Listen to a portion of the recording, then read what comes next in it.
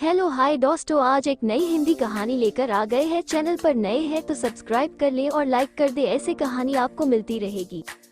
बादल और राजा, दो घोड़ों की कहानी चुनौतियों पर काबू पाने की सीखते थी। प्रेरणादायक कहानी।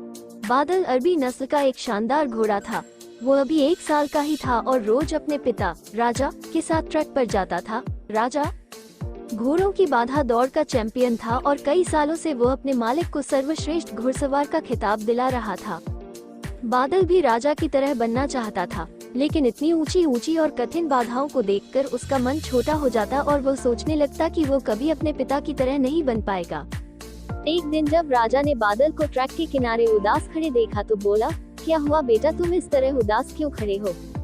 कुछ नहीं पिताजी, आज मैंने आपकी तरह उस पहली बाधा को कूदने का प्रयास किया, लेकिन मैं मुंह के बल गिर पड़ा। मैं कभी आपकी तरह काबिल नहीं बन पाऊंगा। राजा बादल की बात समझ गया। अगले दिन सुबह सुबह वो बादल को लेकर ट्रैक पर आया और एक लकड़ी के लठ की तरफ इशारा करते हुए बोला, चलो बादल, जरा उसे लठ के ऊपर से कूद कर तो दिखाओ। बादला हंसते हुए बोला, क्या पिताजी, वो तो जमीन पे पड़ा है, उसे कूदने में क्या रखा है? मैं तो उन बाधाओं को कूदना चाहता हूँ जिन्हें आप कूदते हैं। मैं जैसा कहता हूँ करो, राजा ने लगभग दपकते हुए कहा।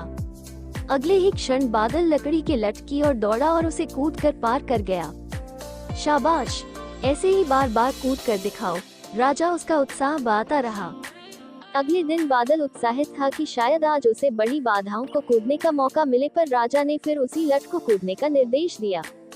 करीब 1 हफ्ते ऐसे ही चलता रहा। फिर उसके बाद राजा ने बादल से थोड़े और बड़े लठ कूदने की प्रैक्टिस कराई।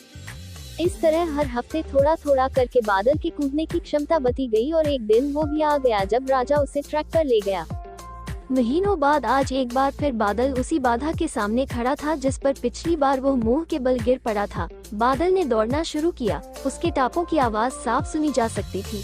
1 2 3 जंप, और बादल बाधा के उस पार था।